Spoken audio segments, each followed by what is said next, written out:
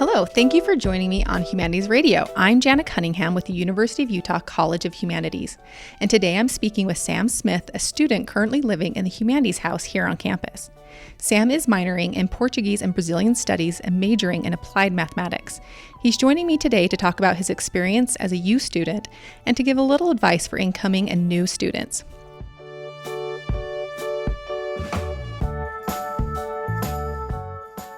Let's begin with why you chose the U in general. The U has always been kind of an obvious choice for me. We were discussing before we started, and I can bring it up again here. I've kind of grown up at the U my entire life. When I was growing up, until about the age of 4, my parents and I all lived here together in married student housing. I was able to spend a lot of time on campus throughout the years doing different activities and different things for my parents' jobs. And so when it came to apply for colleges at the end of my high school career, I applied for a lot of different schools, but I kind of always knew that the U was where I wanted to be. It was competitively one of the best programs for my major in the entire country. It was a school that I knew I could not only get into, but thrive at. And then it just led to a lot of opportunities that I wouldn't have had in other places because of the familiarity I already had. It's almost like you're a returning student to the U. Oh, yes. Let's talk about your major for a minute. So what made you decide on applied mathematics, and did you know that was going to be your major when you applied to the U?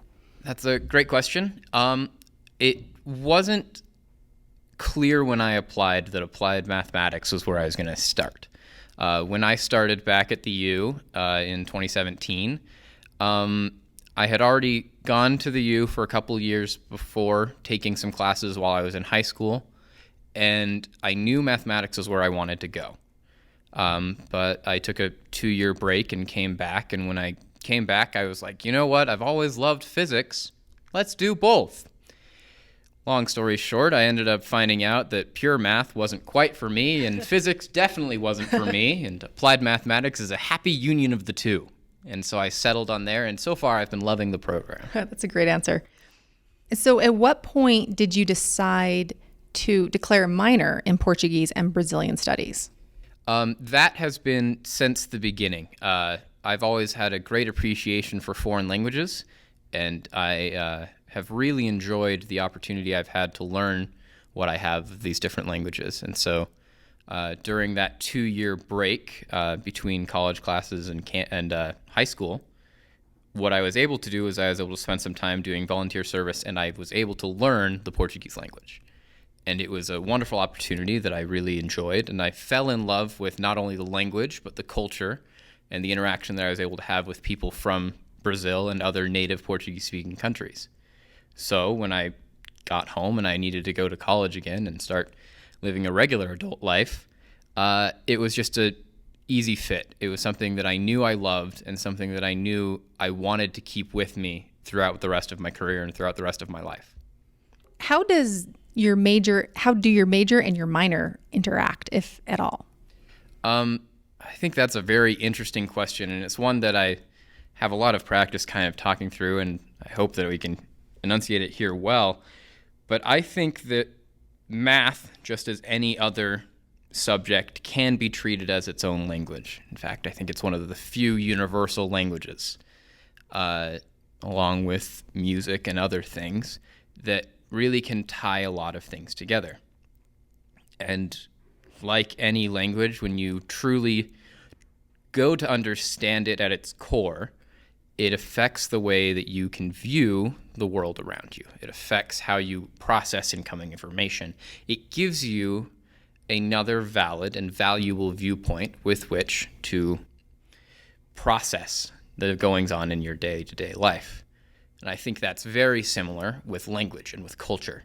I think it's very important for us as individuals to not only take everything through the lens of our own experiences in our own life and the culture that we grow up in, but to familiarize ourselves with as many other cultures or languages or points of view as we can.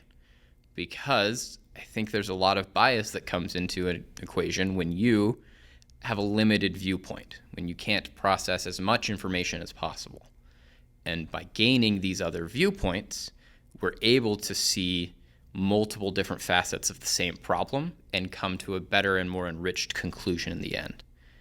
I also see a lot of potential in the future that knowing more than one language will be a great asset to me and to anyone, because it allows for a much higher throughput of an exchange of ideas. Especially mathematics, are really only out here is to continue studying and being a university person for the rest of your life. And being able to have that ability to communicate with other institutions, not only in our own field, in our own country, but internationally, is a very valuable asset, I would think. That was a great answer. And I'm sure there are a lot of faculty in this college who would agree and would want to use that answer to explain it to their students. Well, I will charge a royalty fee, but you're welcome to have it. So you have been basically involved on campus since you were born, pretty much. Mm-hmm. What have you noticed about the College of Humanities that sets it apart from other colleges, if anything? I have an interesting past and history with the College of Humanities. During that 2-year break where I was gone and doing volunteer service, I was extended the opportunity through the College of Humanities, and not just you, but through the university in general, to have a collection of advisors make my schedule for me, which, as the lazy person I am, seemed amazing.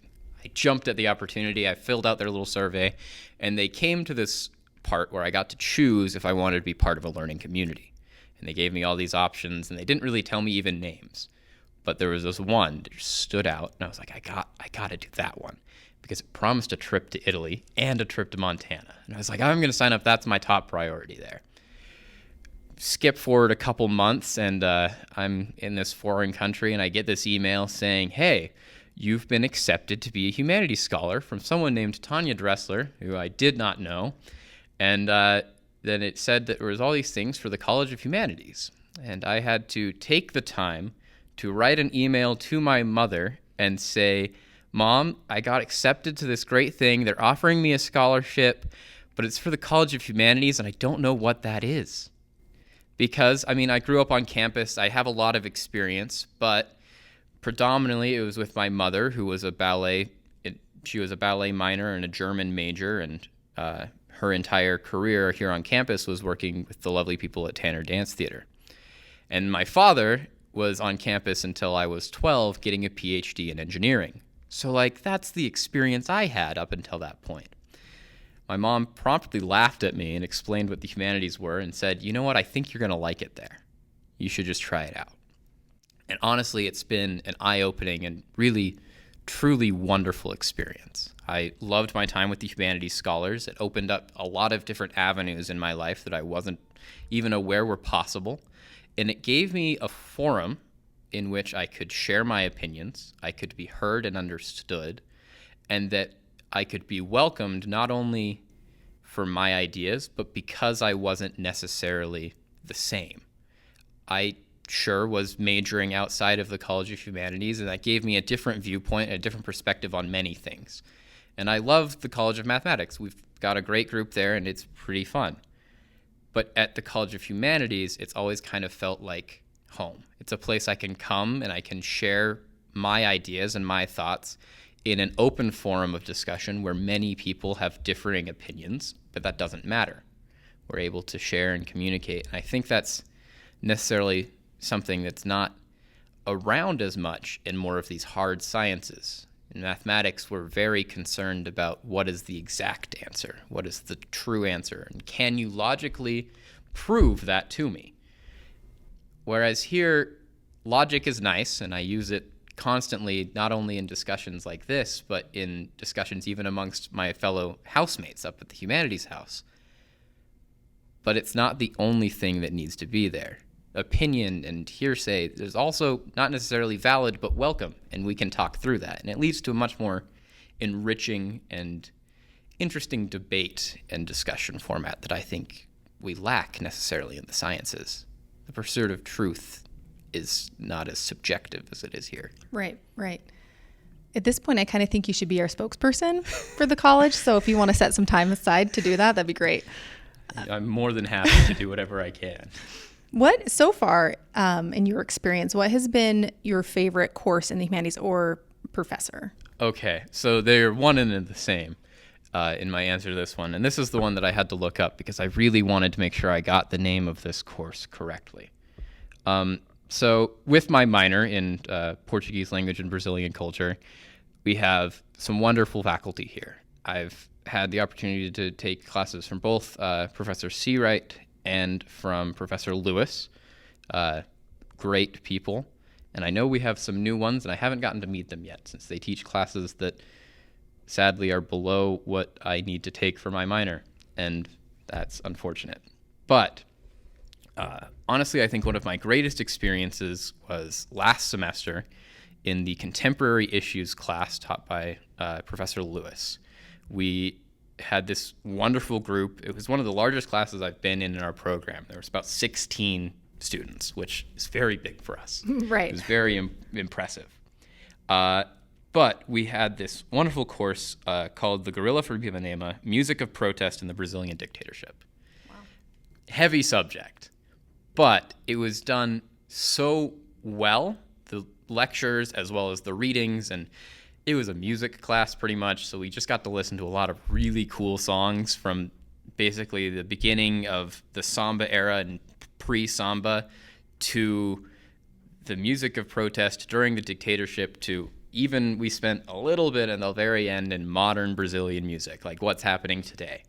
And it was just a great scope of music and selections and viewpoints and going through the different movements of protest and how it was important, coupled with some of, I think, the greatest in-class discussion sessions that I've ever had in my life. It was wonderful to see the involvement and just how well all of the students contributed into these different classes and how we were able to have that environment cultivated in the classroom. It was a fantastic experience, and I'm really excited this semester. We're only a couple weeks in, but our next contemporary issues class that I'm taking right now is our Brazilian film class. And a lot of us were in that same class last semester. We're all here together again, and we're only 4 or 5 weeks in, but it's the same environment. And I think that's what really makes that class work, is that we have that environment. Are all the other students, are they minors as well? Yes and no. So in the film class, it's taught in English, and so it has that opportunity to welcome in people that need maybe a film credit or they need a Portuguese credit because they're doing the Latin American Studies major but may not speak sufficient Portuguese for a 4,000 level class. And so we have some that are from outside there, but the majority of us are either taking this class because we have all the credits we need and just want to keep taking these classes because we keep coming back, not only because of the subject material, but the professors that are teaching them are just outstanding at their jobs. But a lot of us are also minors or are people that should be minors, and every time we start a semester are like, oh yeah, we should do that. And we welcome them anyways. Can you describe what the biggest roadblock you have encountered in your education has been and how you overcame it or how you are trying to overcome it? Yeah, I can definitely talk about that. So the biggest roadblock I've found in my personal education was really the transition from high school into college and just how it all works. I had the privilege / disadvantage of going through all of my public education as one of the gifted students. And while that's great, I mean, it was always, those are some of my favorite classes and some of the greatest things I was able to do. It did cultivate this whole thing of basically from kindergarten until my senior year of high school, I didn't have to study for anything and I got a great grade. Or I did really well on tests. And that's not a healthy habit to have when you go to college. Right. Surprise, surprise. And it's been something that I think stepping away from school for a couple of years and learning how to actually live a regular adult human life was very good for me. Taking a 2-year break, I think, had a tremendous impact on my own emotional and spiritual and mental health and well-being, as well as it prepared me for coming back, having now developed a work ethic because I had no other choice, and being able to start working better.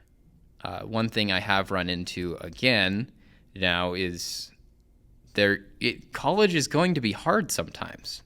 I'm currently taking a class in the Department of Mathematics that this is now my 3rd attempt, and it was all caused on by my own hubris and poor decision making, but I took it the first time thinking I'd be totally fine, but not have necessarily taken all of the recommended prerequisites. I'd taken all the required, none of the recommended. And that was not a good decision. To all those that are listening and want to make a better choice than me, always take all recommended prerequisite classes, otherwise you will fail. And I did, in spectacular fashion. So thinking to myself, oh, I'm a smart individual, I took it again the next semester, but I took the other class as a co-requisite. And I was doing a lot better, and then unfortunately towards the end of last semester, I had some medical problems and missed about 6 weeks of school because I was in bad situation. Came back, didn't fail the class, but I didn't really like my grade. So here we are for take 3. Finally makes sense. I've been humbled sufficiently to know when to ask for help, and I'm working through it. But schedules get busy. You will probably, if you're in my situation, have to not only be a full-time student, you'll probably need to work a part-time to full-time job as well, just because college and life in general are expensive. And that's been my biggest problem, is balancing all these things and really learning not only how to study, but how to study and do all these things efficiently. And it gets hard sometimes, and there are things that are out of your control, but if you keep trying and you learn to ask for help, you can pretty much get through anything. You got wonderful faculty here at the U that'll help you out. So where do you see yourself after graduation, 5 years, 10 years down the road? What would you like to do? Well, I alluded to this earlier. In the profession of applied mathematics, there's not a ton that you can do outside of education, which conveniently for me is exactly what I want to be. So not a problem here. There are a lot of jobs, at least in applied mathematics, in industry as well. So you can go and get a job in different fields. That's the next major decision I have to face, is I'm coming towards the end of the just blanket statement, take all these required classes, and now I have to pick kind of a specialization. And there's so many choices that are all so wonderful, and I love them all, and I can't choose. That's my problem right now. But in 5 to 10 years, I do see myself probably finishing up at graduation and enrolling immediately back into grad school, either here at the U, because we have a great program, and I really enjoy it here. We have a mentorship thing, so I know a lot of people that have gone straight from here to their master's or PhD in the program through one-on-one mentorship through our college. And it seems like a great idea. I'm really looking forward to it. And then ultimately, my goal is I want to follow in the footsteps of people like my father and others in my family and be a professor. I think that's a great combination of the different talents and skills I have interpersonally as well as in my field. And there's no greater joy I've found in my life than when I've been able to help others, and especially been able to teach them something they didn't already know. Because in the process, 100% of the time, I have learned something that I could have never learned otherwise. And that has been an amazing experience. And so that's kind of where I see myself. I hope to get into the industry once I find a specialization and increase my portfolio that way and be able to bring more to the table then when I'm a professor, being able to say, here's what I actually did with all of this information. But I see a lot more school in my future, Jana, and I'm honestly excited. Well, based on this conversation, I think you'll be a pretty amazing professor. So good luck, and I'm sure you're going to pass your course. Thank with you. flying colors. Thank you so much. I've been going to office hours regularly, and I do all of the homework at least 2 days in advance. That was Sam Smith, a Portuguese and Brazilian Studies minor here in the College of Humanities. For more information about the college, please visit humanities.utah.edu.